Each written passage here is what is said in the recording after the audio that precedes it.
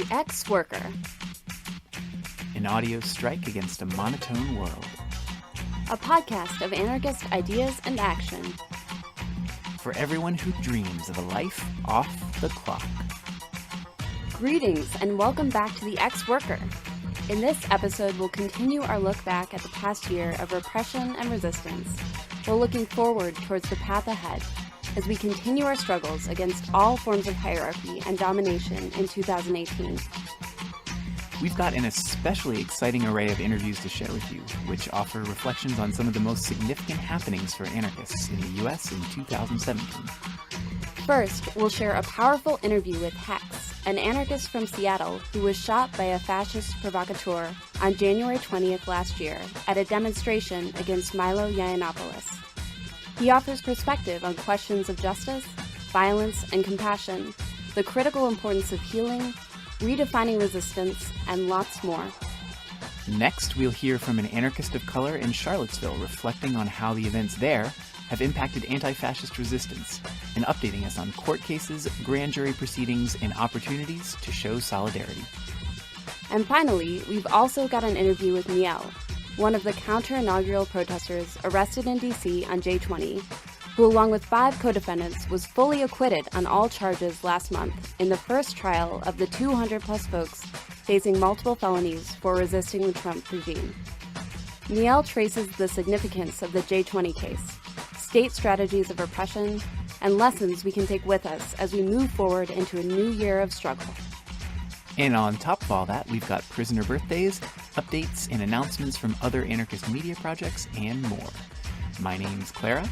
And this is Alanis, and we'll be your hosts. Be sure to check out our website at crimethink.com/podcast for a full transcript of the show and lots of links to other texts, audio shows, and websites to learn more about everything we discuss.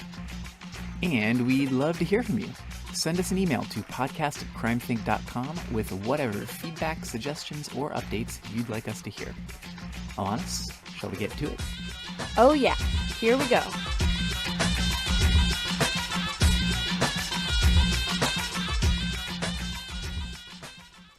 Much attention has been focused on the J20 defendants arrested at the counter-inaugural protests in Washington, D.C., as it should be.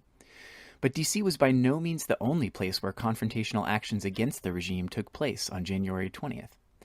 We gave a rundown of different actions in episode 55 of The Ex-Worker, but one of the most critical events to take place that day was in Seattle. In the days afterward, CrimethInc published a piece analyzing what happened, titled, "What Counts as Violence? Why the Right Can Shoot Us Now." Here's an excerpt from that piece to frame the discussion. A longtime anti-fascist was shot Friday night during a protest of alt-right racist and troll Milo Yiannopoulos in the middle of a crowded square. The shooter, who later turned himself in, claiming self-defense, was released by UW police early Saturday morning. Somehow, this is barely newsworthy. Meanwhile, local news outlets condemn the violent protesters for throwing potentially lethal balloons filled with paint. This is our new reality. It is somehow unremarkable and understandable for a protester to be shot, while it is beyond the pale for anyone to block the entrance to a fascist rally. This should be extremely concerning to all people of good conscience. Let us imagine for a moment that the tables have been turned. Imagine that a Milo supporter had been shot in self-defense or otherwise. The alt-right and the mainstream media would be in an uproar. The anti-fascist would still be in custody, charged with murder. Why do we know this? Because anti-fascists and anarchists are regularly assaulted by the police and held under outrageous bail conditions. Hundreds who protested the inauguration in Washington, D.C. were in jail for over 24 hours before getting bailed out. Some now face imprisonment on felony riot charges. Women are regularly incarcerated for self-defense against abusive men. People of color are regularly held for weeks on end without bail for skipping bus fares and other minor offenses. But somehow, a man who shot into a crowd on a campus that bans firearms is deemed responsible and safe enough to release without charges or bail. When we are arrested, our names and faces are advertised in the media, along with denigrating comments and descriptions. We are all aware of this double standard. One only has to look at the difference between the hands-off response to the armed militia occupation of the Malheur National Wildlife Refuge and the violent attacks on water protectors at Standing Rock in North Dakota. This is not to complain or to ask the police for protection. We are not calling for prosecution. The courts will never serve us, and the police will never protect us. They only protect the wealthy, the privileged, and their own ranks. It is common practice for police to protect neo-Nazi rallies, and yet when the fascists pull guns or knives on us, as in the UW shooting, as in Minneapolis, as in Sacramento, they rarely face serious consequences. We cannot rely on the police, and we do not care to. They are a violent and racist force, descended from slave patrols and anti-union thugs.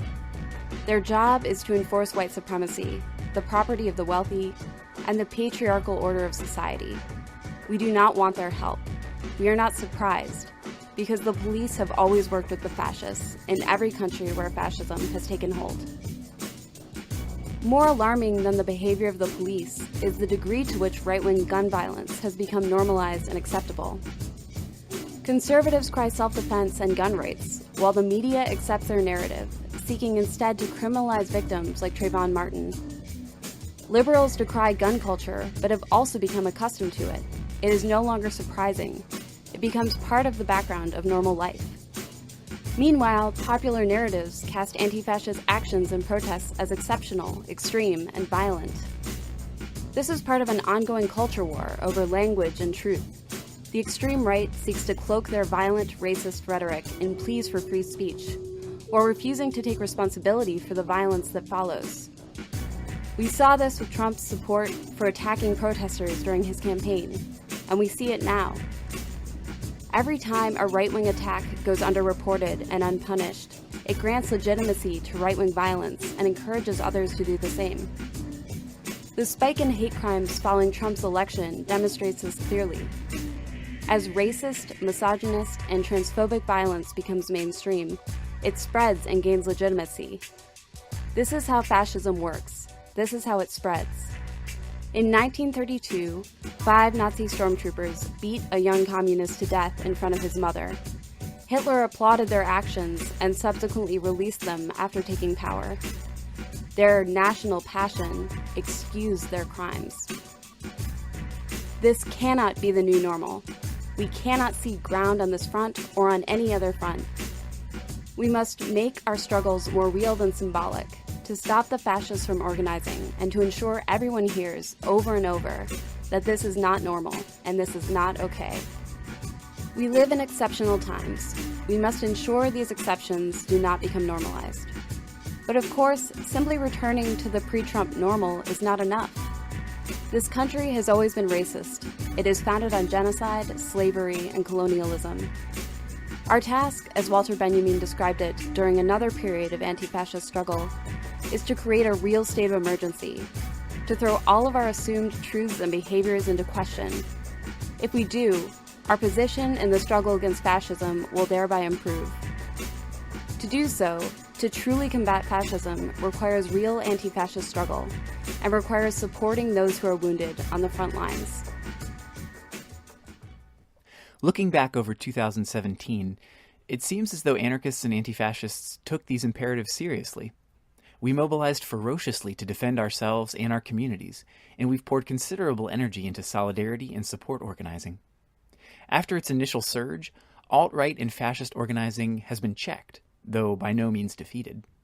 Many of us still face legal battles, but many have seen charges dismissed or defeated, while comrades stood by them. However emboldened fascists may be by the Trump regime, they know they cannot kill us with impunity. The line was drawn in Charlottesville, and Berkeley, as we detailed in our last episode, and around the country, where anti-fascists and people of good heart took to the streets to oppose fascist organizing. So where does that leave us today?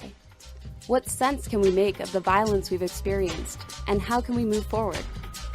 Beyond battles in the streets, what would it look like for us to maintain a culture of resistance capable of deep social transformation? These are some of the questions that prompted us to reach out to Hex, the person who was shot on January 20th, whose long road towards healing offers lessons and inspiration for all of us. We've got a link posted on our website, crimethink.com/podcast, to a radio interview Hex did a few months ago, in which he describes in detail his experience of being shot and hospitalized. We'd strongly encourage you to listen to that for some background to this conversation.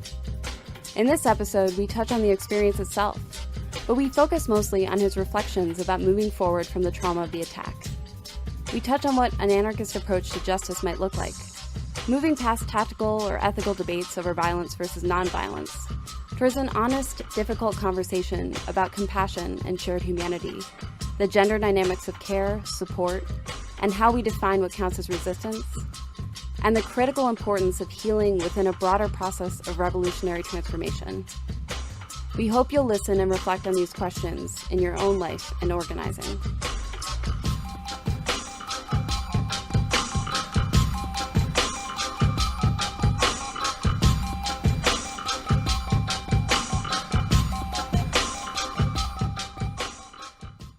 All right.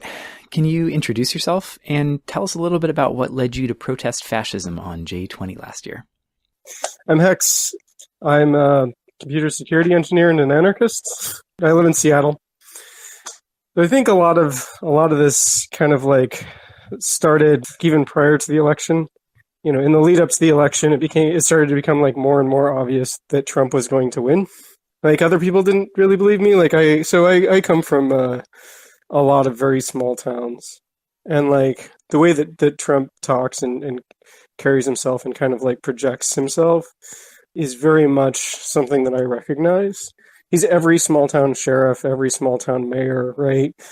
And like if we look at small town like elections, a lot of them just like there's no evidence that they're democratic, even if we believed in that system, you know.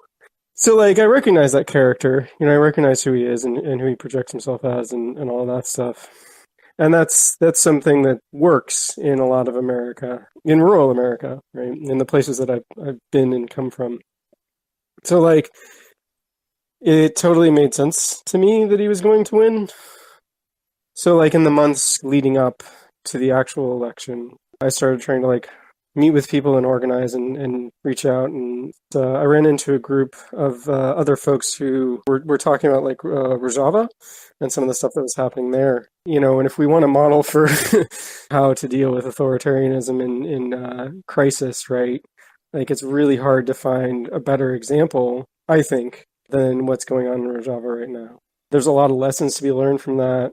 And so like people who are already thinking about those kinds of things were like, you know, really obviously the first people to talk to. So a few people got together, and one of the things that happened like very early on was this event. Milo Yiannopoulos was scheduled to speak at UW campus on January 20th, so the night of the inauguration. Apparently they thought that he wasn't going to win.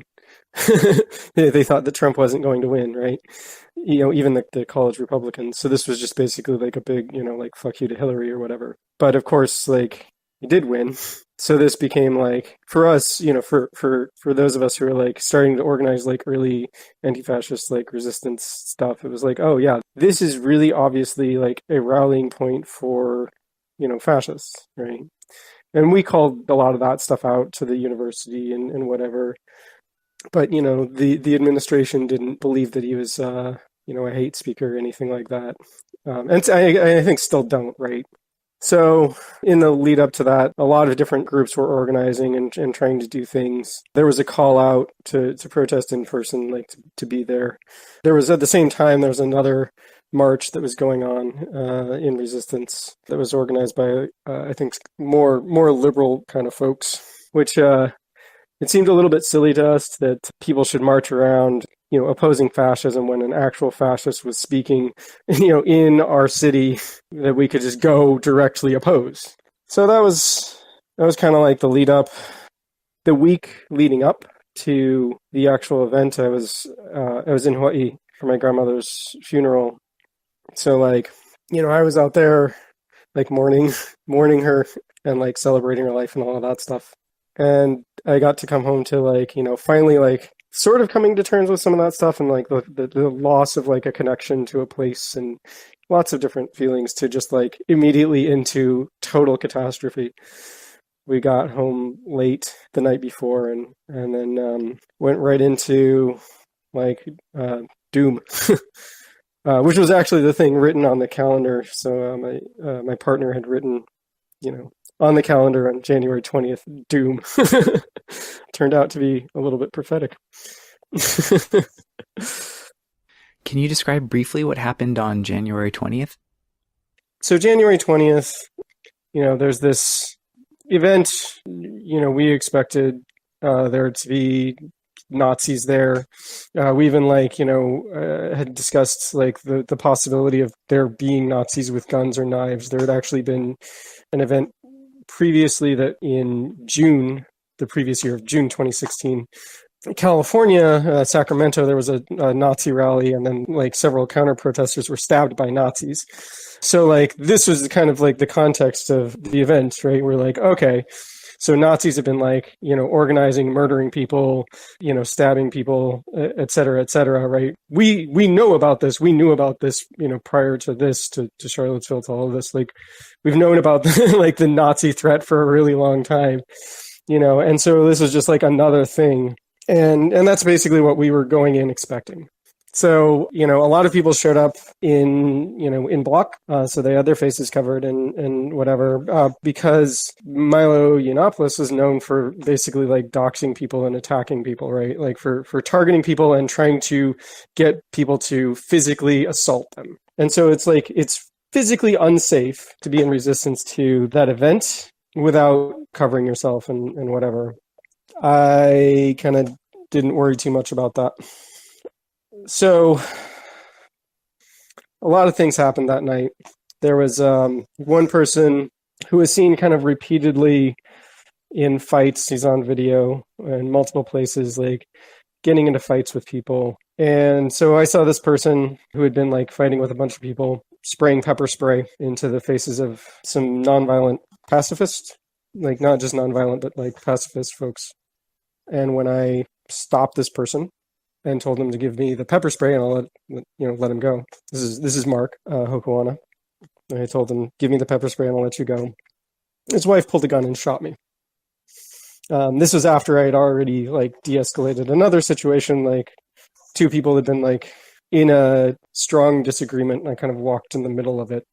So Elizabeth Hokuana shot me. And then the two of them fled the scene. The police didn't shut the scene down, didn't try to protect the crime scene, didn't carry out active shooter protocol, which would have been shut the scene down. They didn't know that the Hokuanas had fled. And if they did, then that's even worse, right? Because they let somebody escape, et cetera. And from there on out, I've talked a lot about the things that followed that. I kind of like do want to reinforce like that, for me, from my experience, I was on the ground. There was, I wasn't really sure whether I was going to live or not, but like part of that was like, there was still like an understanding that like, if I was killed here, right, that would be a thing that would galvanize people, that would wake people up. And this is, some of the stuff that's going through my head, that like some of my comrades would like carry a lot of this stuff on. So that was like, for me, I kind of like was also trying to just accept that. But, a lot of other people, like my partner, for example, had a very different experience. Like I support my partner financially, which means that if I had died, right, like that would have been extremely bad for them, right? And like, there was like my experience, but there was also the impact on my partner. There's also the experience of the medics, right, who like came to like save my life, who've been through like lots and lots of traumatic experiences prior to that, and like, so there's just like compounds that like PTSD that they all have. There's this weird thing of like, in some ways, this was really, powerful for all of us, but also it was really harmful for all of us. Right. Yeah. And, again, to kind of like point out, I've been interviewed by various people. I've talked to a lot of folks, but like one of the things that's been really consistent as I've talked to people is that they ask about my experience and about what I want and I feel and all of that stuff. And, my understanding of what justice means. And that a lot of people have not talked about or talked to, my partner, my mother-in-law, who came out to take care of me and help me navigate the the medical system as I'm like super high on opiates and like trying to figure out what what parts of my body have been removed and what does that mean, or talk about like the experience of the medics or the other support people. It wasn't just me, it was the entire community. And our entire community in Seattle, like activist community, has been like traumatized by this. Not just Seattle, right? Like all the way, all over, has been traumatized by this. And in Seattle, a lot of our community responded by supporting my partner, by supporting me, by supporting us, and by like continuing to like carry forward, even in the face of like absolute terror. So like, I think that's, like I've told my story. So I think the really interesting thing is like some of the stories that we haven't really talked about, and I can't tell. In the aftermath of your shooting, you stated publicly that you wanted to see a restorative justice approach in responding to the Hokoanas.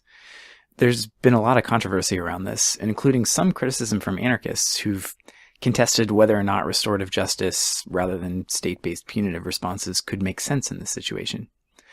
1 year after the shooting, how has your perspective on the prospects and limits of restorative justice evolved? What suggestions would you offer to folks attempting to address harm without recourse to the state in prisons? That's a really tough one. I do want to kind of address the fact that like I think it's really important to talk about and to like hold ourselves accountable to like our comrades who are in prison.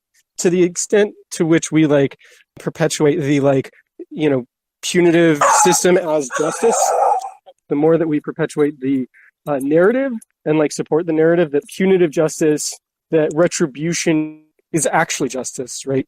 The more we validate the narrative that supports and reinforces the criminal legal system. And like, if we are accountable to our comrades who are in prison, then we have to like do everything that we can to confront the narrative that keeps them incarcerated, that keeps them in like these systems of torture, right? Like just from a like justice perspective, right? Like let's like, what is justice? I think that's like a thing that we actually really need to address and talk about, right? Because like, is it justice that somebody who would be invisible were it not for like, them shooting me, right? Elizabeth Hokoana could go like her entire life without being like sort of seen outside of like her family and like, her friends and social group and et cetera, right? And so like, is it really justice to punish somebody for being like so angry that like they lash out in any way that they can possibly imagine, right?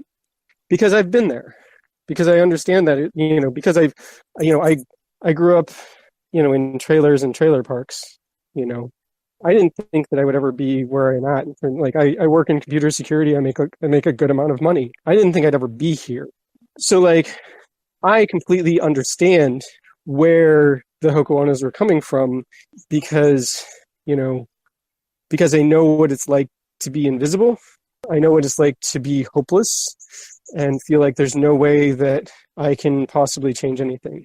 And it's only by like luck that I got out of that, right? And like, had I not had political influences that are very different from obviously like their political influences, there's no reason that like I wouldn't have been politically similar to them, right? Like our interests are to some degree aligned. That I don't want anyone to ever have to go through what I went through. I don't want any of my friends who are still in some of those small communities to continue to be invisible and feel like they will have any larger impact on society. So yeah, is it justice to like punish somebody for basically being driven towards violence, right? I don't think that's justice. And, is it justice to punish somebody for doing the same thing that, police do on a regular basis? So just to kind of like set some context, the trial is still like hasn't taken place. There was just recently a court date for the Hokoanas. There's a continuance, so now we're at a year out of that this system that is it's supposed to give us, to give justice, right, is kind of dragging out sort of this weight that kind of has been hanging over my head a little bit, and obviously hanging over their head as well. Even if retribution was justice, would 12 years in prison, which is what Elizabeth, I think, is possibly facing, would that be the same as, me being cut open and losing my some of my intestines and various things, right? Me nearly dying, right? Is that the same? Is there any way in which those could be the same? All of these things are just silly. So retribution-based justice, or retribution-based systems, right? Punitive justice doesn't make anyone safer. It doesn't make my comrades safer, right? Because ultimately, it is the legal system, it is police, it is the same people who are threatening them right now who made their violence really possible, right? So the Hokoanas decided to try to kill somebody with the understanding that what they were doing would be legal, right? They decided to kill someone with the understanding that they would basically create a situation where they would be defending themselves, right? And then they would be protected by the police. And so it is in fact, the police and the legal system that really, made this a thing that was possible, that really kind of to some degree aided and assisted them and pushed them towards violence. And of course it's right-wing propaganda system that drove that. So yeah, I kind of fundamentally reject all of that and, say hey, what are we doing to hold the state accountable? What are we doing to hold, the university accountable? What are we doing to hold sort of the right-wing propaganda machine that, tells people that, liberals are, I don't know, dissecting babies and selling them on the black market or whatever, right? And that there's some big Bolshevik revolution, the machine that tells these people these crazy things, right? What are we doing to hold them accountable? And the answer is nothing, right? Obviously. So that's not justice. And so the only sort of frame that we can even start to approach justice through, from my perspective, is restorative justice. As we bring up these questions, we undermine the narrative that supports the criminal legal system. And, to some degree, we try to support our comrades who are in prison. That's it. And that's sort of the best that I could do. One of the things that people have thought about, right, and called out is that when you're dealing with, a fascist, when you are dealing with somebody who is basically an attacker who doesn't really care about our social norms of justice and whatever, is it possible for restorative justice to work? And I don't have the answer to that, and I don't know. I think that one prisoner had written in response to the article, The Fifth Estate. I was reading one of these letters back from a prisoner, and his response was, basically shoot the fascists. I'm obviously paraphrasing quite a bit, that it is necessary to, that sometimes it is necessary to use violence to protect ourselves. I don't disagree with that. In my case, I have been in a very special position, right? That my privilege allows me to respond in a nonviolent way, right? I can call for compassion because I'm not going to be erased, right? If I was not privileged, if I did not, was not able to hire a lawyer and work with a lot of friends to push the narrative and change the way people saw things, right? I don't even think that there would be charges, right? If I was not a well-off white man, right? They might have just believed the self-defense claim and just moved on. But it is my privilege that made it possible to say that I believe in compassion, right? That I believe in recognizing where these folks are coming from. That I, am trying to critique the criminal legal system. That I have this platform to even work on, right? To even talk. I don't think that everybody has that. And if you don't, just do the thing that works for you, right? Like the response for you is basically the right response. I don't think I could do the same thing now, right? Like I have had the experience of like intense trauma. My ability to like nonviolently respond, to like de-escalate and put my body in the way and like all of that stuff, it's gone. Like I can't do that, and I may not be able to ever do that again.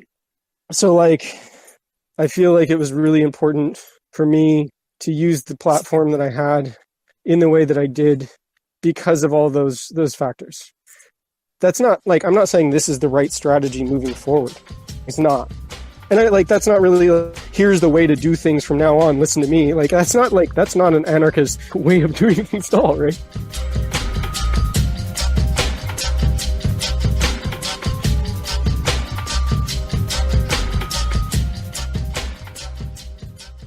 What you were just saying brings up how one of the most striking things to me and some other anarchists who followed your case is this sense of compassion and shared humanity you've directed towards the person who shot you.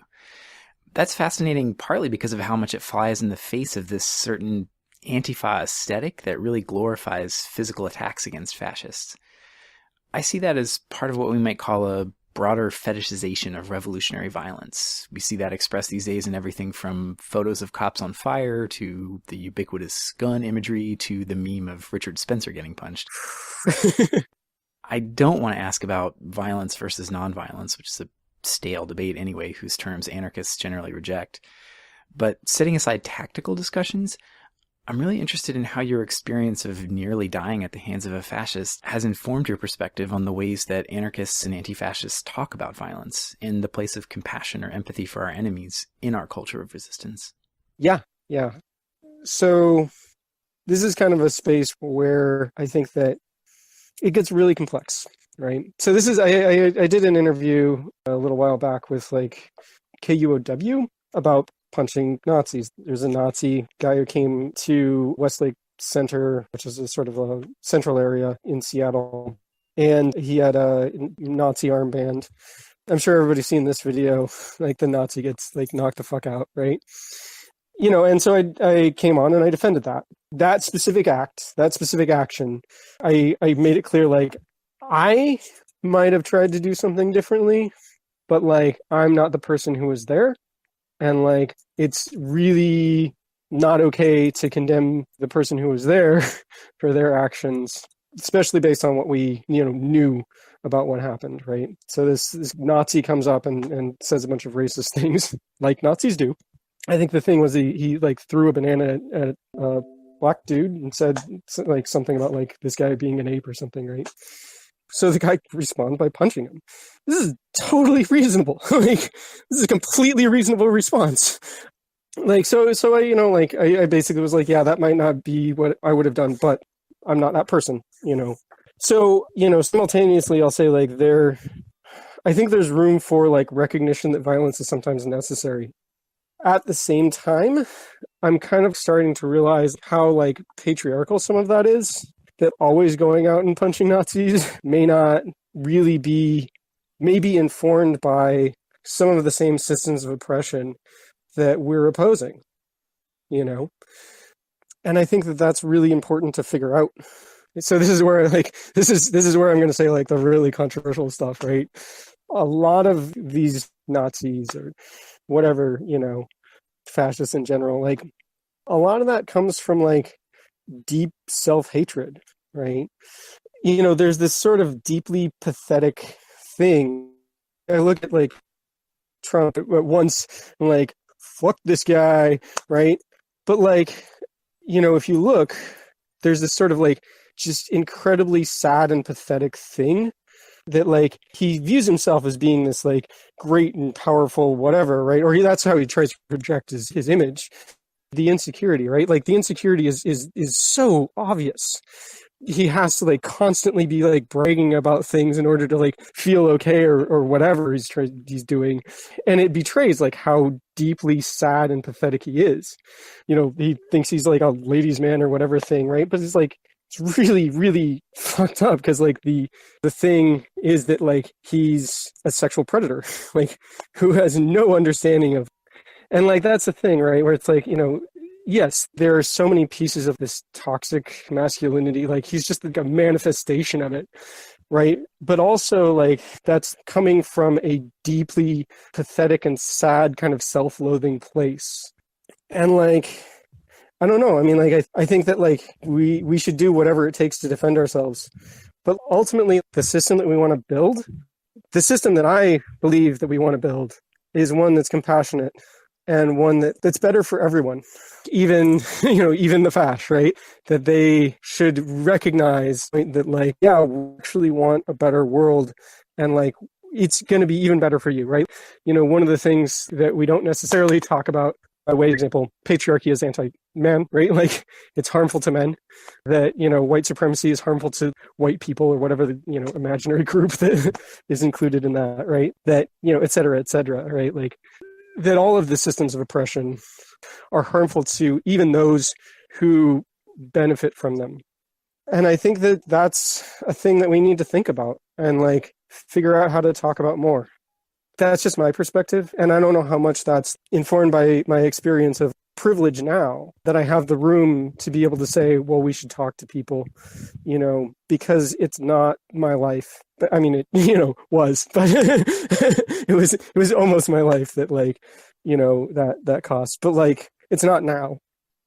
And I think part of the thing that I tried to do was to try to be informed by people who are targeted by the capitalist system and targeted by white supremacy and targeted by et cetera, et cetera. So like some of the things that I talked about in terms of like restorative justice, trying to like highlight that came directly from like the No New Youth Jail campaign, which is, there's a prison for children being built here in Seattle that people have been resisting. And some of the people who've been resisting are young people of color. And leading up to the event, I was listening to them speak, watching their Twitter. Block the Bunker was another thing that's very connected campaigns. These two campaigns against like the police state and the expansion of the police state and whatever. And that, I think, to some degree, like radicalized me a little bit more. And so like my response was partially, informed by that.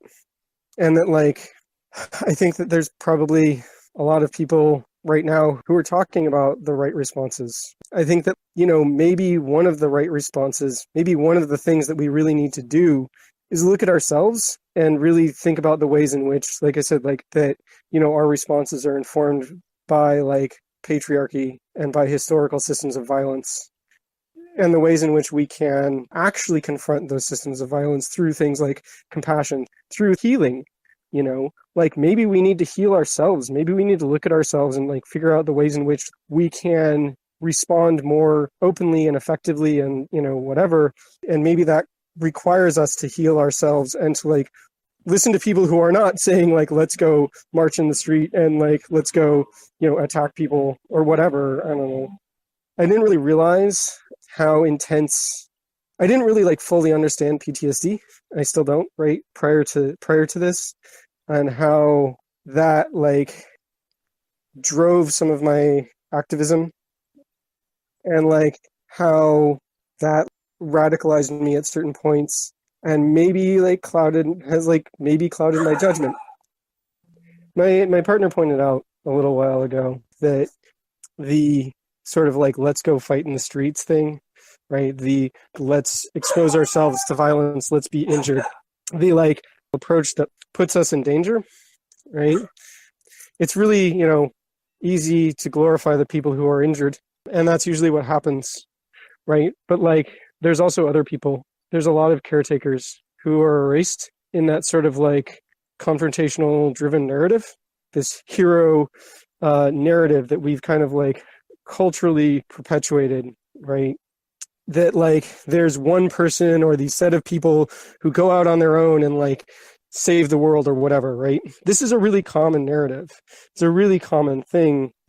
And it necessarily erases a lot of people who do a lot of work, right? The hero narrative is like in some ways, like it is a very patriarchal narrative.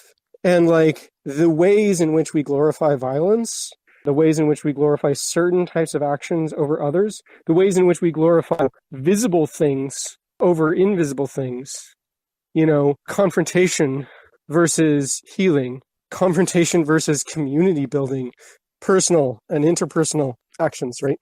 That entire thing is is patriarchal. It's something that we have to face. And like, for me, I'm trying to like make this year as much as possible about healing. My partner and I are trying to make this about healing for us. I think that maybe that's some of the work that we really, really need to be doing and thinking about, because we've been in this like action reaction kind of loop for a really long time. Maybe that's not the answer. I think that helped. I think that this, that the ways in which we responded this year or last year, the ways we responded in 2017 to fascist violence, to fascist appearance, like I think that drove them back. I think that changed the narrative. I think that did a lot of good things, but that may not, and that probably won't get us past the cycle of like rising and falling fascism, right? We want to get out of this loop. We want something better. And like, maybe this is the time to figure out what that better is. And maybe that's healing and looking at all the things that are invisible and realizing that those are important and making those visible. Speaking of healing, it's clear that 2017 was a really traumatic year for many anarchists. We saw mass arrests, state repression, grand juries, fascist violence, etc. The state and fascists are trying to use terror to keep us immobilized. You've endured one of the most intense instances of repressive violence over the past year, yet you've stayed active and committed to your politics and refused to be intimidated. Can you offer any insights or suggestions for folks struggling to recover from what they've experienced and still stay active in resistance? Yeah, so I think that this is a really important thing. First of all, like, what does active mean, right? Like, we only see active as certain things, right? Like being vocal or like organizing, right? Like, I think one of the best things that I've done in terms of supporting our community and supporting like the continuation of like some of the things that I helped to put together is to step away. I've stepped away from a lot of organizing recently, and like I think that that's actually really good. I think that that's really important. We stayed really, really active, and we continued to like fight, not because like we had some like great secret or like had some kind of like desire to like show the fascists that we wouldn't back down. It's because we were fucking afraid. It was because we were afraid, right? It was because we were terrified that like we were going to die, right? That like we were facing like being doxxed and death threats and like all kinds of stuff, and that like helped solidify our community, showed us who was able to like maintain and like who had to like step back, and like a lot of things happened from that like all of us are traumatized. I don't know that like all the things that came out of that were like that all of the things that came out of like those of us who are like super traumatized continuing to work, like I don't know that all of those are great. And that maybe the thing that we're calling like we're saying like, oh, we stayed active and we did all this, right? Like, yeah, that was good. Again, in that like I think we did stave off some of the like if we hadn't done that, if we hadn't continued to fight, if we hadn't like continued to come out to like oppose like Patriot Prayer and other like people like that, right? Like that we might not have like sort of turned the tide, but like it may also like I couldn't stop myself from being involved. And I tried. I tried it several times to step back and just let myself heal. And like a lot of that, I spent a lot of time like re-traumatizing myself. Like, prior to the Nazi getting punched, right? Like I was in a channel where we were like watching where he was going and what he was doing. And so like, for a whole day, right? Like I lost a day of like vacation where I was like, I'm trying to just decompress. I'm trying to stop. I'm trying to like not do anything. Right. And like heal and all of these things.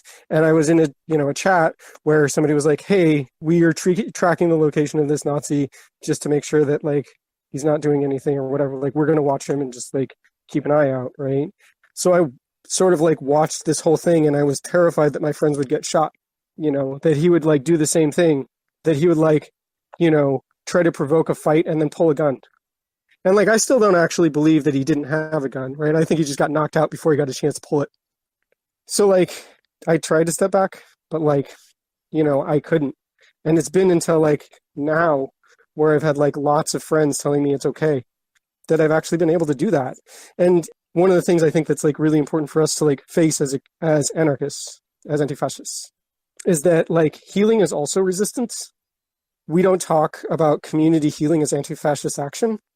We don't talk about like dealing with our trauma as anti-fascist action, but it may be some of the most important action that we could ever take.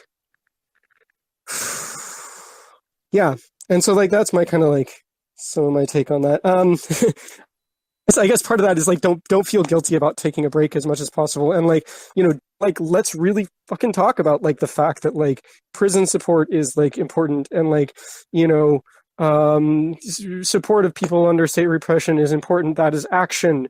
That is like invisibilized action, right? Like that is going out on the street, and like marching is like one thing, and that's cool. And like sometimes it's super useful, but like supporting the people who get arrested at those marches is incredibly important.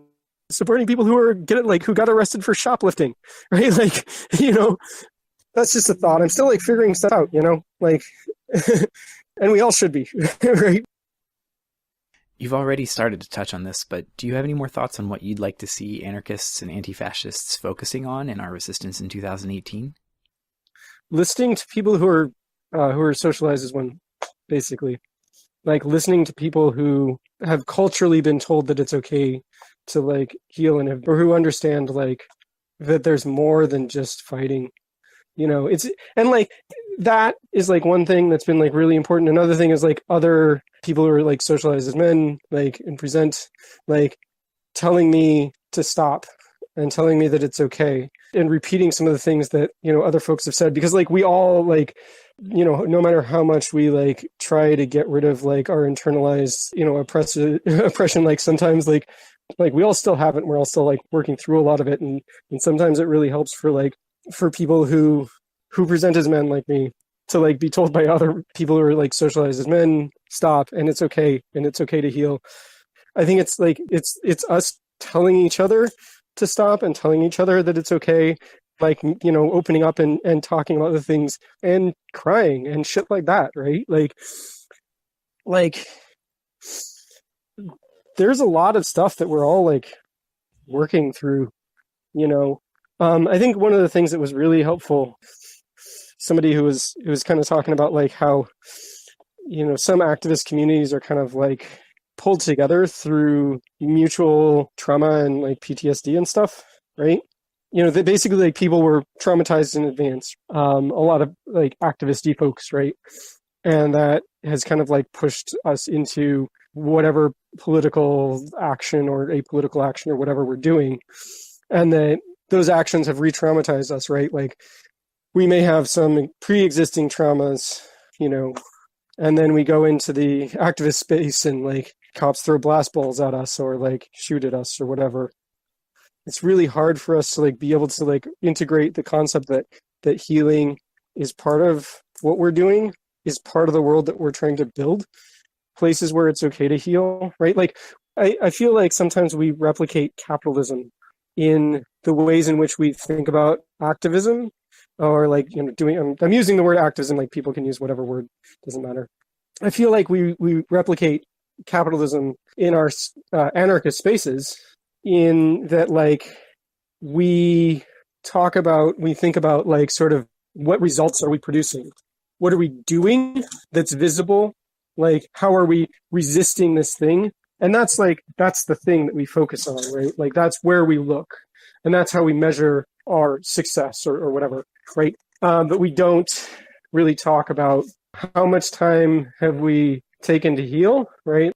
I think I went to a workshop or something that was like on community healing, and like that, like just talking about that and listening to that made me really think about how the person who's running it, kind of talked about how we externalize our healing, right? It's not part of like the whole process. It's not an action. It's not like a march. It's not a, rally or whatever. So it's not important. It's not visible, so it's not important. Yeah, and just like listening to that and realizing like that it is important, that we're all like super traumatized, and that maybe we can do better things. Maybe we can build the world that we want to see. Maybe we can even imagine the world that we want to see once we're really healing, once we're really taking care of each other and ourselves. And like, what could be more a reflection of the world that we want to build than one that accepts that we're human? Like figuring out how we're going to get to this world that we want to build and just make it exist by treating ourselves as people. Yeah, no, I mean, like I'd like to see us actually like take a step back and like to look at how much we've done and like look at how much we've changed things and appreciate our work and realize like that it's okay to heal. Like we still have a lot to do. We still have a lot of work to do. We still have a lot like a long ways to go. But like maybe we can stop and appreciate for a second what we have done and accept that maybe that gives us some time to like just appreciate and to like take the time to like to heal, to reflect, and to imagine a world that isn't as terrifying as the one we're experiencing, right? It's still terrifying, but we push the tide back a little bit, and that's a lot. I mean, I like that to be the beginning, right? Of like a reflection on like what we are doing, what we have done, and what we can do, and recognize like our potential, our potential to like actually make things different. Yeah, I think that's it. Hex, thank you so much for talking with us. Yeah, that's glad I could do this.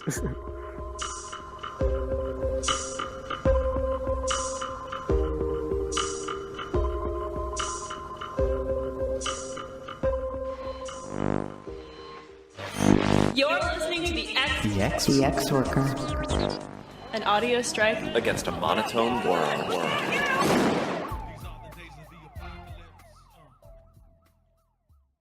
As we explored in our last episode on the arc of anti-fascist resistance in Berkeley, Charlottesville marked a major turning point, after which fascist organizing went into decline, and huge numbers turned out to resist the alt-right around the country. But what about Charlottesville itself? Anarchists active in anti-racist resistance in that city have been regrouping after the intense trauma of the fatal August 12th demonstrations. Next, we'll share an interview with an anarchist of color from Charlottesville, who we spoke to shortly after the demonstrations in an interview that appeared in episode 56 of The Ex-Worker. This time, we'll hear about the aftermath of the demonstrations in the weeks that followed, liberal efforts to appropriate their meaning, how they've supported folks who have faced legal charges or grand jury subpoenas, and their expanded conception of community resilience as they move forward into a new year.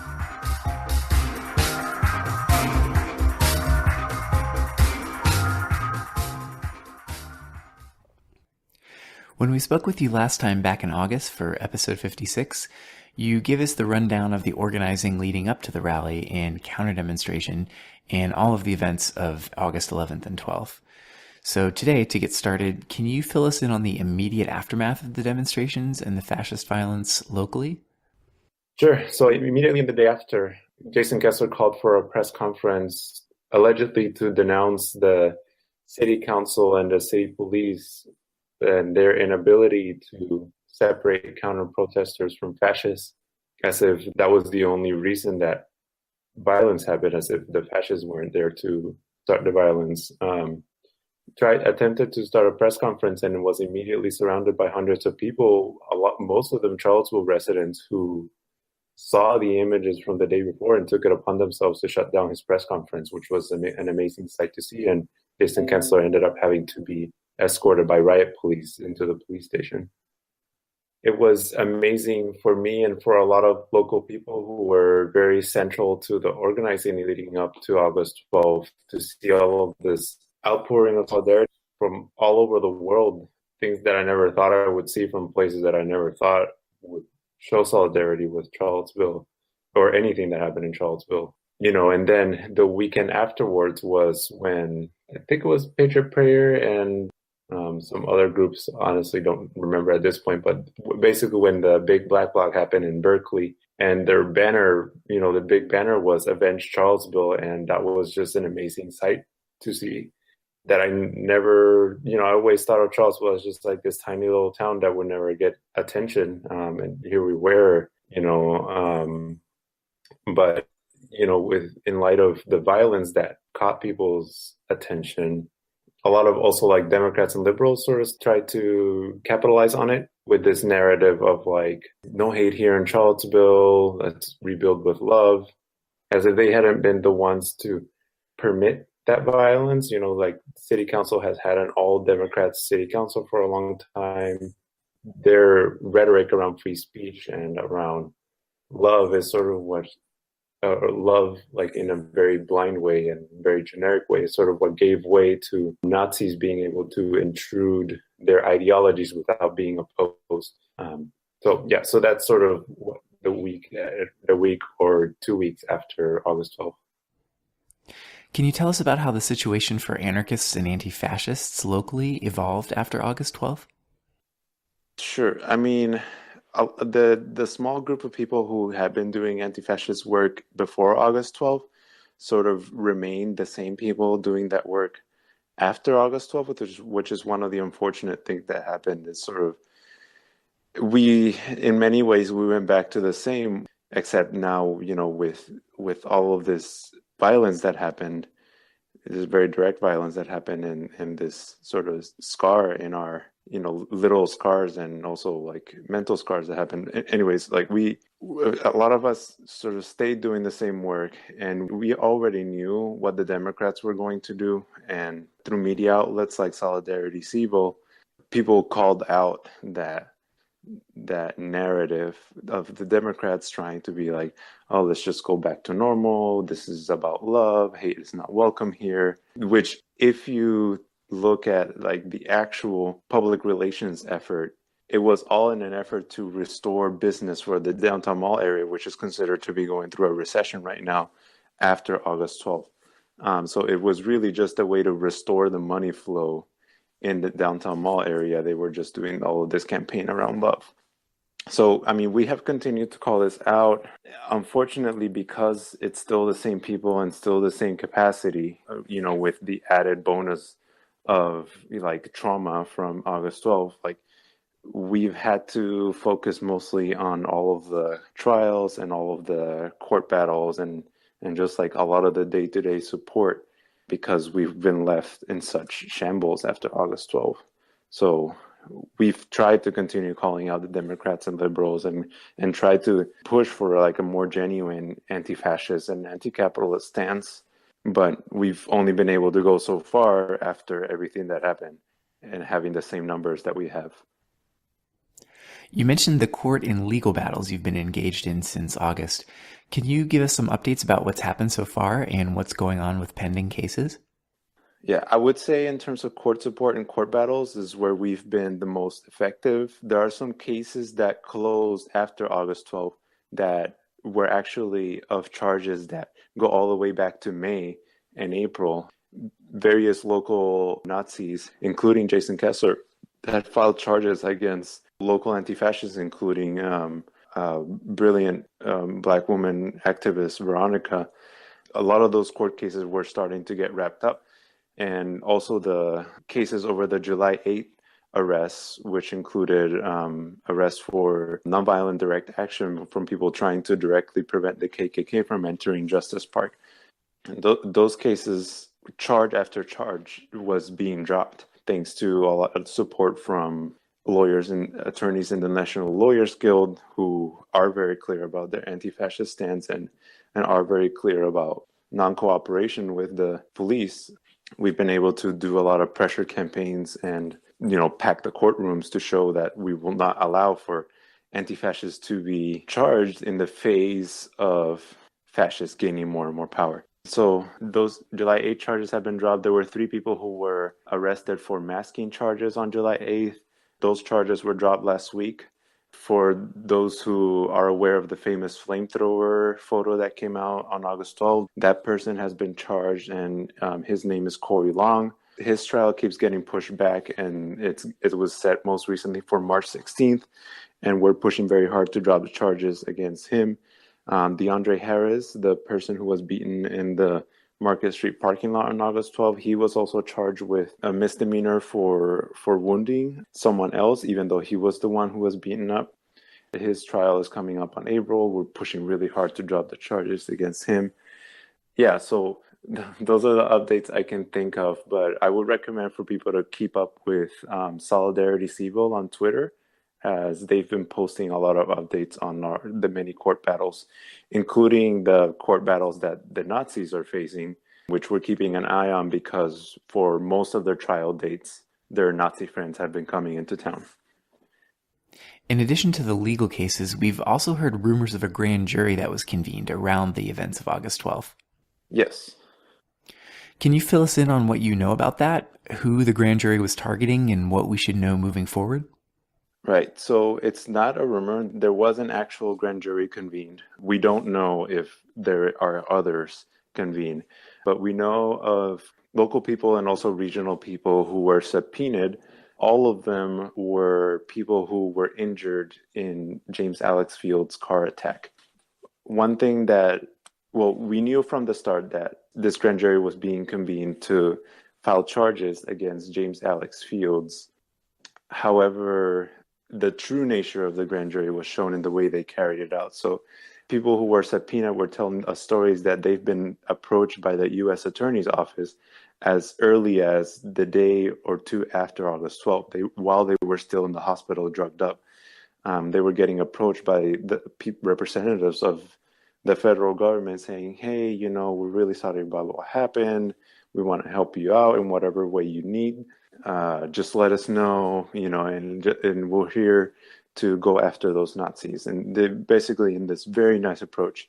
Luckily, some of the people who were injured were already aware of how the federal government works in these situations and how they use these tools to repress anti-racist movements. And they took a non-cooperation stance from the start. And once they showed that to the federal government, they turned and started saying, we're going to force you to testify. We're going to convene a grand jury if you don't talk to us. They started to sort of show their true face. And sure enough, they convened a grand jury and subpoenaed survivors of the car attack. And as soon as we found out, we spread the news through our network. And thankfully, we have a lot of people who have a lot of knowledge in grand juries and resisting grand juries who were able to come and do workshops. We had a lot of people who are very skilled in media and social media imagery who were able to whip up a lot of that and spread awareness. We were able to organize a quick rally because keep in mind, from the time we knew about the subpoena happened to the time that the first grand jury appearance was supposed to happen, this was like in a matter of like 2 weeks. So we had to move very quickly, and we were able to do a press conference and put all this pressure out there. We got a lot of pushback from liberals saying, why would you refuse to cooperate with a grand jury when it's Nazis? And we laid it out that the grand juries are not solely used just to file charges against a group of people. They're used to map out networks. And sure enough, we actually found out of one person who, as a condition to not having to testify to a grand jury, they agreed to voluntarily meet with a representative of the U.S. Attorney's Office. And that representative, as soon as they sat down, they started asking them, how did you find out about August 12th? Who did you come with? Why were you in that march? They were asking questions that had nothing to do with James Alex Field's car attack, but had everything to do with how anti-fascists organize and how their networks are mapped out, which shows that they were using this grand jury to go after anti-fascists. Do we know if there are more subpoenas pending? We don't know. There are no known subpoenas pending, but we don't know if there are other grand juries being convened. We know that James Alex Field's trial is set for November. So if there are any grand juries being convened to file more charges against them, I imagine they would happen in the fall. But honestly, we haven't heard of any other grand juries convened for around August 12th. What lessons can we learn from last year's experiences in Charlottesville for resistance in 2018? Oh God, it's so many lessons. And honestly, there's a lot of them are hard to sort of speak out, but the first one that comes to my head is like pain is very real and trauma is very real, and it doesn't make sense to sort of keep it to yourself. You know what I'm saying? It happened to a lot of us that, if the fascist goal was to insert fear and to split up communities, in that sense, like they were actually successful despite the rally failing. And we have to be very cognizant of that. There's been a lot of fallout since August 12th, and despite a lot of us feeling the sense of camaraderie immediately after over being able to stand up to the fascists, more long-term as sort of the traumas unveil and the fractures sort of come out in the open, like people have had a lot of falling out, including me. And so that's to say, like, one lesson learned is that that's going to happen. There's no actual way to avoid this because what we are up against is so immense. And whenever we go into these battles, or whatever we want to call them, whenever we go into these confrontations, we have to know that we're going to come out of it with pain and trauma, and we have to prioritize ways of taking care of each other too, on top of being able to fight against others. Another lesson is that when it comes to anti-fascists, a lot of the work is built around urgency, but acting on urgency is not going to be successful if the people involved are not clear about their intentions from the get-go, and there is no infrastructure to support that work of urgency. Now, for us in a small town like Charlottesville, like we had no choice. Like we had to act on urgency because we had nothing else, right? But if they were to unite the right back to back, like we would not be able to act on urgency alone, right? We would just wither. And so it's really important that like we do both things, like, right? That we know how to do rapid response well, which I think a lot of people in Charlottesville have learned to do well, but that we also have to know how to do long-term care and support well also. What can our listeners do to offer anarchists and anti-fascists in Charlottesville ongoing support? Yeah, I've already plugged Solidarity SIVO as a solid media outlet for people to follow. They're on Twitter, they have a website. And I will say, like, there are so many skills and resources outside of Charlottesville that we simply don't have here. Like, we don't have like a radical community space. We don't have a medic collective. We don't have, like, there are so many resources that we don't have that I know that other cities do, that they could offer help through outlets like Solidarity Civil. They could offer help on like doing workshops. They could offer help on how to establish these things so that we are more prepared for when they inevitably come back. The other ask is one infrastructure that was successfully set up afterwards was what we're calling the Charlottesville Resilience Fund. The day of July 8th, we set up a legal fund, and we used that because we knew that people were going to have all these legal expenses after July 8th. We kept that for August 12th, and there was such an outpouring of financial support for that fund that we decided to make it a bail fund for the community, for anyone. So like we'll be able to support all of these people who get incarcerated and able to try to get them out as quickly as possible. And also just more general resilience needs of the community, like court fees, emergency, like housing needs, things like that. I want to plug that fund as well. If people want to share it or donate to it. Again, it's called the Charlottesville Resilience Fund, and there's an Act Blue donation page for it. Excellent. Is there anything else you'd like to add? I want to say thank you for those who continued the fight immediately after Charlottesville. We have been utterly exhausted here, And it has been great to see that anti-fascists continue fighting in other cities as, groups like Traditionalist Workers' Party and whatever Vanguard America became, a Patriot Front, and all those groups, as they continue to try to organize, people continue to try to confront them even after the trauma and violence of August 12th. Thank you so much for speaking with us. All right, thank you.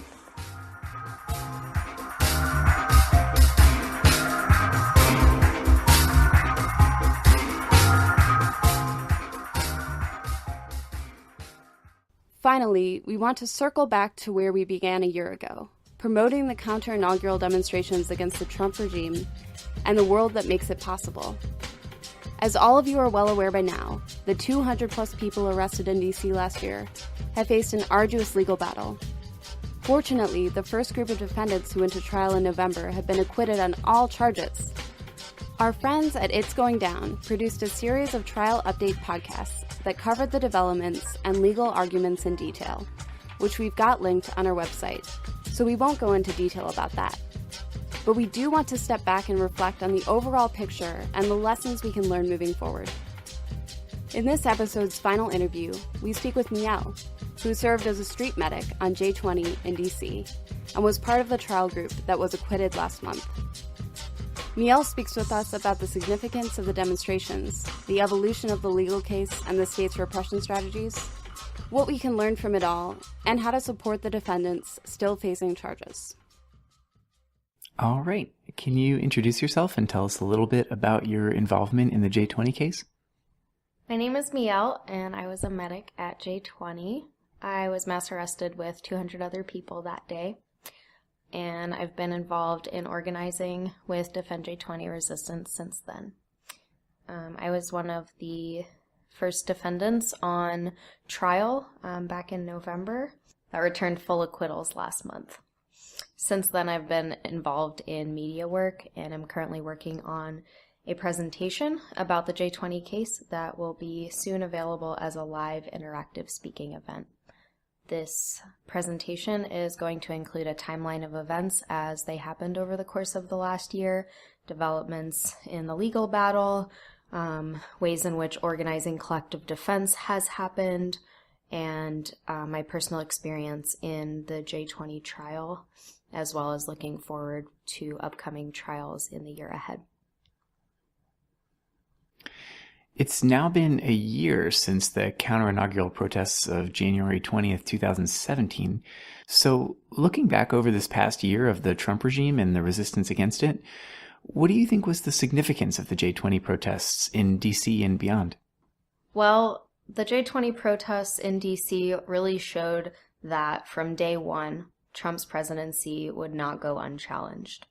Hundreds of people disrupted the capital city that day and set the tone of resistance for the rest of the year. Just 1 week later, we saw airport blockades across the country. Following that, we saw repeated instances of confrontations with the alt-right and neo-Nazis, as well as an increase in pipeline camps and resistance to fracking and other levels of environmental destruction. We also saw movements such as Black Lives Matter DC come out and show support and have maintained positive relationships with those groups over the past year and been able to work with them in solidarity. This J20 case has given radical communities a new struggle to organize around. It has connected folks within existing regions who didn't know each other before or didn't previously work together, the opportunity to come together and build those relationships and organize with one another. It also created and strengthened networks across the country, specifically in around the East Coast, as well as beyond, of anarchists and activists, including the over 200 people arrested, as well as the numerous communities that they're part of who have been working together to support and resist these charges as a collective. A lot of us were surprised that the DC police and the Injustice Department chose to not only mass arrest so many people, but to charge them with such absurd or even non-existent felonies and to pursue the cases so hard. What do you think motivated this decision? What is the state's strategy here, and how does it relate to other instances of repression that have happened over the last year? I think the motivation for this decision by the state to charge so many people with so many ridiculous and non-existing charges was to employ a scare tactic that could effectively dissuade people from going out and protesting. It was an attempt to stifle dissent and prevent our ability as movements of resistance from further action by draining energy and resources from these communities that have to be put towards legal defense for this case. The conspiracy charges show that the government has had an inability to point a finger directly at individual actions and instead are attempting to criminalize ambiguous groups of people for their associations or alleged associations. The state is obviously trying to frighten people into inaction as a means of weakening our resistance to the powers that be. They are also effectively punishing us before even successfully convicting us by bogging us down with the burden of putting our lives on hold, forcing us to travel back and forth to DC to attend hearings on a regular basis, making it difficult or impossible to work or attain licensure for our trades, and traumatizing us by holding over our heads the threat of decades in prison, whether or not this actually becomes a reality. This relates to other instances of repression over the past year, such as Standing Rock, the J20 case in New Orleans, and the demonization of Antifa as pertains to Charlottesville and beyond, in that multitudes of people are being charged with outlandish charges and investigated for their participation in these movements as a means to suppress our efforts and diffuse the strength we have built. I think we have shown our resilience in face of such efforts, but the state certainly seems to be giving it its all in an attempt to weaken the networks and communities we as anarchists have supporting us. Both here at the Ex-Worker and also on other awesome anarchist media projects like It's Going Down and The Final Straw and Submedia, we've been hearing a lot of ongoing updates about the J20 case over the past year. But just to get all of our listeners up to speed, could you give us a quick rundown of how the legal case has developed over the last year since the initial arrests? Sure. So on January 21st, when everyone was released from jail, we were all given a single felony rioting charge. This in and of itself was shocking because it has not been typical in previous examples that we've seen where people have been mass arrested that have resulted in blanket felony charges. And so we each had the one felony charge until the government returned a superseding indictment from a grand jury that gave us all 8 felony charges. This included engaging in a riot, conspiracy to riot, inciting a riot, and 5 counts of property damage. These were not individualized to particular people. Every single person that was arrested that day that was still facing charges was given these 8 blanket felony charges. From that point forward, pleas had been offered for misdemeanor rioting, and not many, but some people did take these pleas. Some of these were cases of folks who were under the age of, I think it is 22 or 23, who qualify for the Youth Rehabilitation Act, which means that if they take this misdemeanor plea and they don't get in trouble for 6 months to a year, that charge gets wiped from their record. And so what we saw was about 20 people in total over the course of the past year taking those pleas, but the majority, 194 people, held strong and then didn't choose to take pleas and instead moved forward with a commitment to going to trial. One of the people who did take a plea was Dane Powell. Dane was facing more charges than everybody else in the case. He had particularized property damage charges and what have you. And so Dane made the decision to take 2 felonies, which upon sentencing was given 4 months in jail. Dane was released on October 31st of last year after completing his 4-month sentence and now has 2 years of supervised probation withstanding.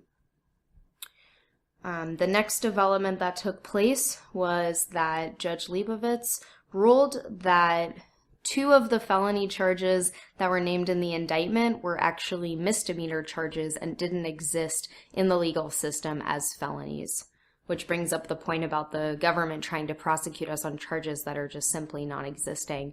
And so the 2 charges that were reduced to misdemeanors were engaging in a riot and conspiracy to riot. So this left us with 6 felony charges, the 1 inciting charge, and the 5 counts of property damage and 2 misdemeanor charges. The next development in the case was that the prosecution reduced the second group of people scheduled to go to trial to 3 misdemeanor charges without any explanation. So they had the same 6 felonies that everyone else had plus 2 misdemeanors, and all of that was changed to give them all 3 misdemeanor charges. Now, there's this process called prosecutorial discretion, and that is where the prosecution is entitled to charge people however they see fit. Even though these people were in the same place at the same time as the rest of the people who were arrested, the government is entitled to make these changes as they see fit, without explaining their reason for doing so. And so these folks are still awaiting trial, and are expected to begin sometime late January. During the first trial, the trial that I was a part of, during a motion for judgment of acquittal, which takes place after the government rests its case in chief, the judge has an opportunity to basically throw out some of the charges on the basis that the government has not met their burden of proof. And the majority of the time in trials, these motions are not granted. It is very rare that we see a judge making a decision mid-trial that charges should be thrown out.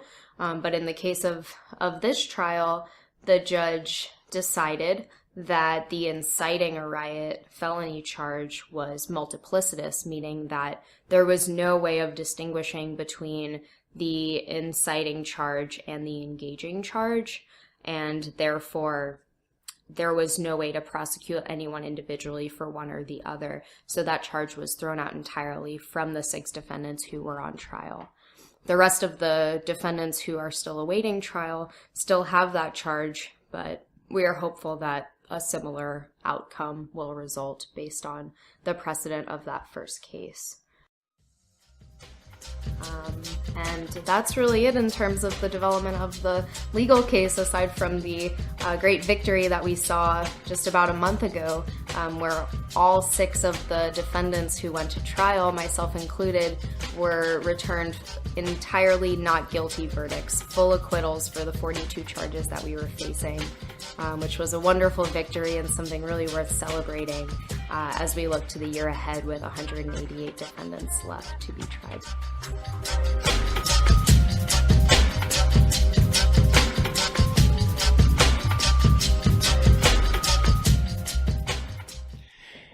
Given how extreme the charges are and the incredible pressure that's been on all the defendants, it's pretty amazing that nearly all of them have refused to take pleas and have maintained solidarity with one another. Can you tell us a little bit about how defendants and their supporters have organized to make this possible? Absolutely. I think the primary part of this, it really comes down to collective defense. Defend J20 resistance since day one has been a support infrastructure that has really maintained solidarity and cohesion across the country for folks who are involved directly as defendants in this case, as well as their communities of support. We early on established points of unity that included ideas such as nobody will snitch or cooperate with the government, an agreement to work together and share resources, and so forth. And over 140 defendants, I believe, signed on to these points of unity and agreed that we would maintain these convictions throughout the course of the prosecution. Part of collective defense was established that we would have weekly spokes call meetings that take place in the form of a conference call, and that still happens on a weekly basis. We also have working groups such as a media team and a political campaign committee that actively work together through signal loops and listservs to talk about the case and stay up on what's going on and trying to help shape our narrative as it's presented to the media and our communities. We've also developed legal and political strategies, including the early trial strategy, which we saw returning the full acquittals, but was based on an incentive and motivation to put people at the forefront of these trials who had cases that felt stronger, cases that were maybe a little less vulnerable than some of the others that the government was trying to push to go first. And as we saw, that was a great success. And so we continue to work together to develop these types of strategies to help protect those who are more vulnerable in the case. We've also established emotional support groups by regional groups of defendants who have maintained relationships with each other throughout this case. So specifically, folks in North Carolina have gotten together over the course of the months to talk to each other about what that experience was like, to help each other support one another in the feelings that come up, in talking to our friends and family about the case, in going about our day-to-day lives despite what is being held over our heads. There's also been a lot of fundraising that I think has been a wonderful resource and support infrastructure for folks, reimbursements for things such as traveling and other expenses incurred by defendants who are going through this case. I just want to shout out the fundraiser that we have ongoing. It is on fundraiser.com, fundrazr.com/J20resistance. We're hoping to meet our goal of 250,000 to continue to support folks over the next year and maybe longer as they await trial. And one of the other things that has been really helpful is on-the-ground support in DC for things such as housing. There's been a lot of people who have offered up their homes to give us places to stay so that when we're coming in and out of DC frequently, we don't have that added burden of the expense and finding of places to house us. And we've also seen incredible courtroom solidarity, people showing up to court hearings and throughout the course of trial, standing behind us and really sending the message that we're not alone in this, that we have people who have our backs, who will show up for us day in and day out as we see this process through. Since other episodes by It's Going Down have narrated the play-by-play of the first trial, we won't ask you to go through every step of it. But I was hoping, could you sum up some of the significant lessons that we've learned from this first trial, both for the rest of the J20 cases that are still pending and for repression and resistance more broadly? Yeah, there is a great article that came out early on after the J20 case that's available on the CrimeThink website that is called Making the Best of Mass Arrest, 12 Lessons from the Kettle. And that includes sharing knowledge and experience when the opportunity presents itself. So situations such as a kettle where folks are detained for many hours on end, but do have the opportunity to talk with one another. So more experienced folks being able to come in and say, hey, from my experience, XYZ, bringing in helpful suggestions and ways of going through the arrest process for folks who are maybe more new to it. Things like whatever you have in your backpack, not making it so easy for the cops to just hand it over to them. Maybe, using that opportunity in the kettle as a chance to strategically decide what to and not to hand over to the cops. Not bringing your real phone to protests because, as we saw, the cops held on to and hacked into many of the phones that were seized that day, which gave them loads and loads of extra information that, we can work to make it harder for them to access. Also, one of the big lessons that I think is crucial here is continuing to care for one another and hold each other close and hold space for each other as we go through these hard times. A recognition that collective defense really can make a difference, and that showing our strength through solidarity, it really, really does matter. Just knowing that only 20 people of the over 200 that were arrested took pleas, and that 194 stayed committed to going to trial, really shows the strength and the power of holding strong to collective defense. And another thing is just that support is super crucial to our struggle and an invaluable part of our ability to continue resisting. And so while support roles maybe get less attention most of the time, it is a very crucial and necessary part of all of the resistance and work that we do. Awesome. Thank you. So to wrap things up, on this upcoming January 20th, anarchists have called for solidarity events and discussions to continue to raise awareness around the case, but also to build a foundation towards fierce resistance in the year to come. So the last thing I want to ask is actually two related questions. First, what can our listeners do to support the J20 defendants who are still facing charges? And also, beyond defending our comrades in this particular case, in what directions do you want to see anarchist resistance grow in the coming year? I think the biggest thing that listeners can do to support the J20 defendants who are still facing charges is to talk about the case. You may be surprised, but not many people actually know about the J20 case. Talking to your friends, your family, your coworkers, the media, really bringing it into the awareness of folks that this is something that's happening that affects everyone. And I think what's really crucial at this current moment is emphasizing the more political components of the case, such as the idea that property damage is not violence, that people should not be thrown into a cage or isolated from their communities for a few broken windows. I really want to see more people talking about the March trials that are coming up in just a couple months now. These trials will be huge and include some of our more vulnerable comrades, and they really need our support. Some of the ways that folks can support these folks as they go to trial, if you're able to go to DC for the trials themselves, to be there in court, to provide emotional care, to offer food and other resources, or just honestly being a body in that courtroom, showing folks that they're not going through it alone. And if you're not able to be physically present in DC, a way that folks can help is to transcribe court notes. And that's something that you can do as long as you have a computer and can be available to take on that role. If you're friends with defendants or know anyone involved in this case, reach out to them.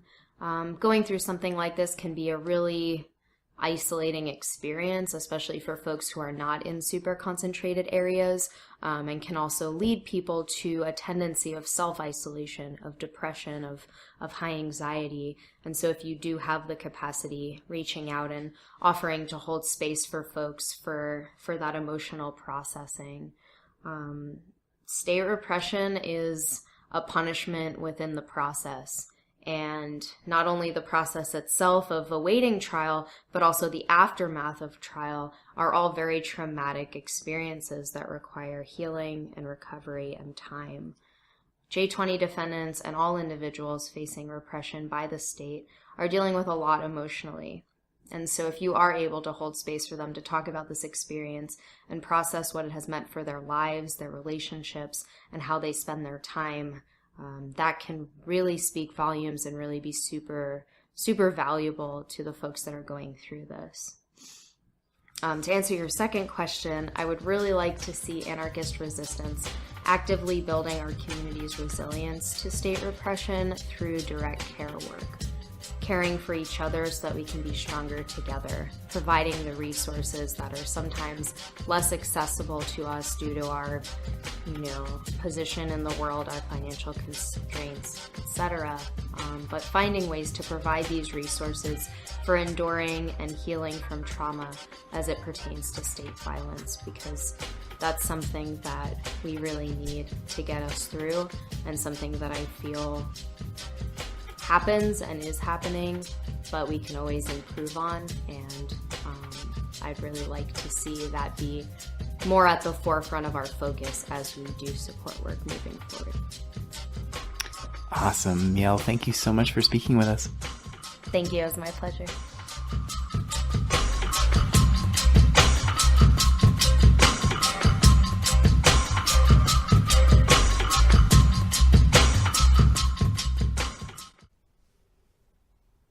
So that's just about it for this episode. But before we head off, we want to share a few updates. Stay tuned to crimethink.com and itsgoingdown.org for updates on all of the January 20th events going on around the U.S. and beyond. We've got the relevant links posted on our website. Many J20 events will be screening the new film by our friends at Global Uprisings titled Antifa. We've got a link to the trailer for it up on our website. Speaking of our badass, talented anarchist media comrades, we want to make sure all of you know about some of the other rad projects going on.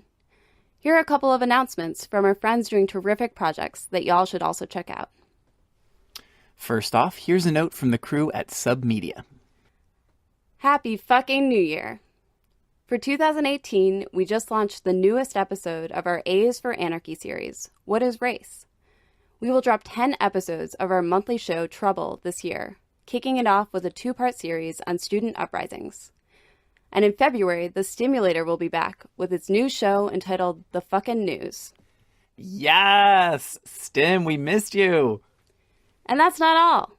Also coming up are new episodes of our rad hip-hop podcast, Burning Cop Car, our series on Native struggles and histories, Indigenous resistance in 5 minutes, and Video Ninja reports as shit goes down. Fantastic. Next, we've got an update from Resonance. Resonance, an anarchist audio distro, is a podcast that records zines and books in audio form with the aim of spreading and deepening conversations about anarchist ideas. They are releasing new audio zines all the time. Upcoming titles in 2018 include The Unquiet Dead, Anarchism, Fascism, and Mythology, CrimeThink's N30 zine about the 1999 WTO protests in Seattle, The New State Repression by Ken Lawrence, Les Guerrières by Monique Wittig, and lots more. You can download all of their more than 70 audio zines or get in touch with them at resonanceaudiodistro.org. Here's a note from the anarchist hip-hop artist and podcaster Soul. In 2018, the Soulcast will continue to do what I have been doing, long-form pieces that take a long view of history, interviewing writers, revolutionaries, and artists about their work, mainly focusing on philosophy, history, and ongoing struggles. But the show will also begin focusing more on infrastructure projects that build our capacity, and DIY things we can do that make us less reliant on the state and capitalism, to gain some better ideas about how we can truly build a new world in the shell of the old one that is worth living in. Over the winter, I am doing shows based around gardening and permaculture to give people ideas on how to live off the land, feed ourselves, make our own herbal medicines, and stuff like that.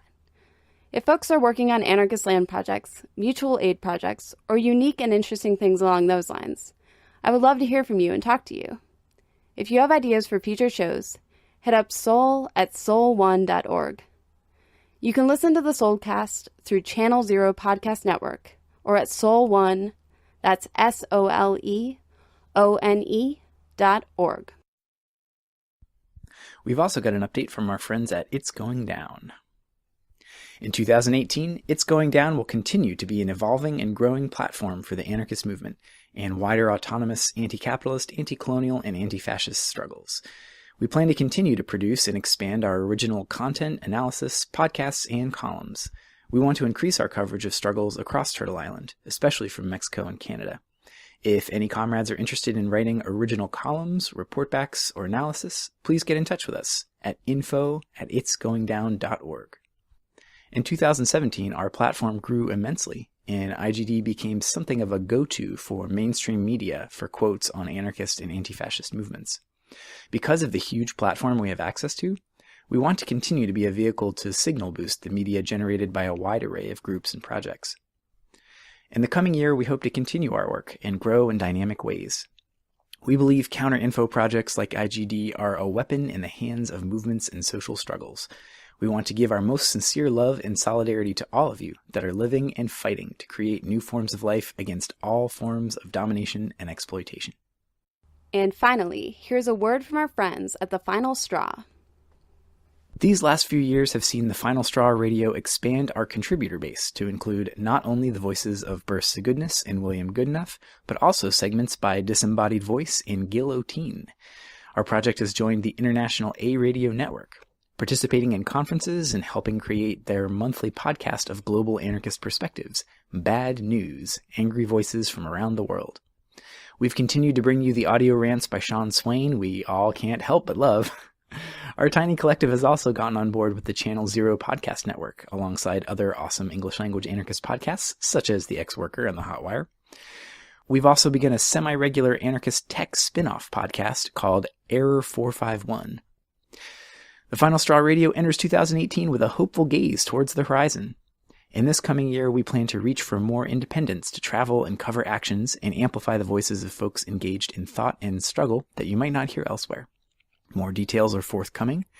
You can subscribe to our podcast and check out our website, thefinalstrawradio.noblogs.org, for updates. Thanks to our friends at CrimeThink for this opportunity to toot our own horns. There are a number of other anarchist media projects you can check out through the Channel Zero Network, a collective platform for anarchist audio and radio projects. Here's a quick update from them. The Channel Zero Network, which officially launched less than 6 months ago and is growing every day, has about 15 different media projects participating at this point. We have designed an iOS and Android app that should be available to the public in the next few months, so people can listen to our live radio stream anytime, anywhere. We're continually working on how to make more engaging scheduling, radio syndication, and of course to keep spreading anarchist ideas and practices. If any other anarchist media projects want to reach out for consideration, or if listeners have suggestions or ideas for us, give us a shout at Channel Zero Network at protonmail.com. And if you want to listen, tune in at channelzeronetwork.com. And that wraps up our 2018 preview of anarchist media projects. Back when we started The Ex-Worker almost 5 years ago, the landscape of English-language anarchist podcasts was pretty sparse. Nowadays, though, there are tons of rad projects flourishing, and more continuing to appear. We're excited to be part of a growing community of anti-authoritarian audio endeavors. If you've got a project you're working on and you'd like our input, or for us to spread the word about you, drop us a line. Looking past North America, we also wanted to share a brief update about our friends from Black Mosquito, an anarchist distribution project in Germany. Their space was broken into, robbed, and vandalized with fascist graffiti recently. It's unclear who is behind the break-in, though it seems probable that some sort of fascists, whether or not they're really organized, were responsible. As the comrades there declared in a statement, no matter who is behind this attack, we see it as a fascist attack on leftist structures, an expression of the authoritarian escalation of society. We will not be intimidated by it. Your hatred is our motivation. Warm greetings of solidarity from all of us at The Ex-Worker. We hope to be part of building global solidarity against fascism across all borders. Let's make sure that whenever any of our communities are targeted by fascists or the state, we're paying attention, spreading the word, and sending support. And last but never least, we want to share info related to prisoners and their struggles. The New York State prison system has issued an absurd and harmful new set of restrictions on what prisoners can receive in packages from friends and family. Through the links on our website, you can read about it from New York City Anarchist Black Cross, sign a petition to roll back the new regulations, get info on how to send the scumbags in charge a postcard demanding that they stop this madness, etc. Supporters have let us know that Jay Chase from the NATO 3 is currently in segregation and is in need of some books. Please send a few if you can. Prisoners in Illinois can receive used books in the mail. Jay likes to read sci-fi, fantasy fiction, and history, and has an Amazon wish list, which we've got linked on our website. Segregation is very tough on anyone, as you are confined to your cell at least 23 hours a day. Please show Jay some solidarity and support at this tough time. Anarchist prisoner Eric King suddenly and tragically lost his brother recently. According to his support page, grieving the loss of a loved one is tough as it is, but for almost 2 weeks now, Eric has been trying to figure out the best way to mourn the loss of his brother in an already dark place. Receiving the news was clearly devastating for him, and moving forward has certainly been a struggle, so please keep him in your thoughts while he navigates through this difficult time. We encourage you to keep the cards and letters coming, because it's those incoming communications full of light that can really help to keep his spirits up. Love and strength to Eric from all of us in this difficult time. We've got his address posted on our website. And finally, here are a few prisoners whose birthdays are taking place this month. On January 8th, Jeremy Hammond, hacktivist from Anonymous, anarchist, and unapologetic rebel, doing 10 years for hacking into the private intelligence firm Stratfor to expose various nefarious corporate and government misdeeds. We also want to send a shout out to his brother Jason Hammond, who's celebrating his second birthday since his release from prison after serving time for his role in a successful 2012 action that crushed a white supremacist meeting in Tinley Park, Illinois. Since he's been out, militant anti-fascism has become more important than ever, and it's important that we not forget folks who faced state repression for their work. Thank you, Jason. On the 9th, Abdul Aziz, one of the anti-colonial rebels of the Virgin Islands Five. On January 14th, Sundiata Acoli, former Black Panther and Black Liberation Army soldier. And also on the 14th, Herman Bell, former Black Panther and COINTELPRO target.